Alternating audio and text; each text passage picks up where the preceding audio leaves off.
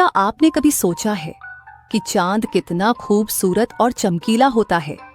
और क्या आप जानते हैं कि एक छोटे से चूहे ने भी चांद की तरह चमकने की कोशिश की थी?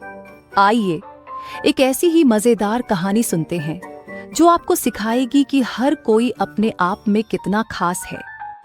एक बार की बात है जब रात का आसमान चांद और तारों से जगमगा रहा था। एक छोटा सा चूहा अपने बिल से बाहर निकला और उसने ऊपर देखा। वाह, चंदा मामा कितने सुंदर लग रहे थे। नन्हा चूहा सोचने लगा, काश वह भी चंदा मामा की तरह चमक पाता।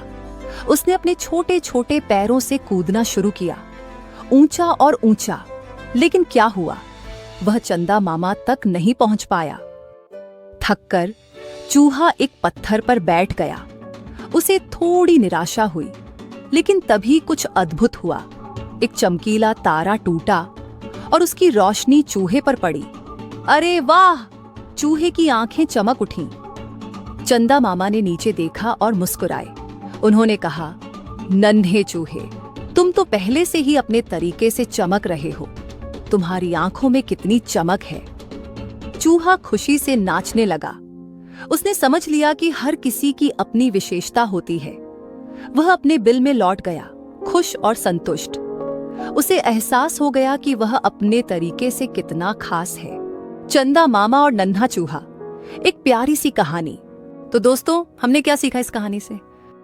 पहली बात, हमें समझना चाहिए कि हर कोई अपने आप में खास है। चूहा चांद की तरह नहीं चमक सकता, लेकिन उसकी अपनी चमक है। दूसरी बात, हमें दूसरों की नकल करने की जरूरत नहीं है। हम अपने तरीके से अच्छे हैं। और अंत में हमें अपनी खूबियों को पहचानना चाहिए, जैसे चूहे ने अपनी चमकदार आंखों को पहचाना। तो प्यारे बच्चों, हमारी कहानी यहीं खत्म होती है। याद रखना, जैसे नन्हा चूहा अपनी तरह से खास था, वैसे ही आप भी अपने तरीके से बहुत खास हो। अपनी खूबियों को पहचानो और उन पर गर्व करो। चंदा मामा की तरह चमकने की कोशिश करने के बजाय अपनी चमक को पहचानो। आशा है आपको यह कहानी पसंद आई होगी। हमारे साथ समय बिताने के लिए धन्यवाद। फिर मिलेंगे एक नई कहानी के साथ। तब तक के लिए अलविदा।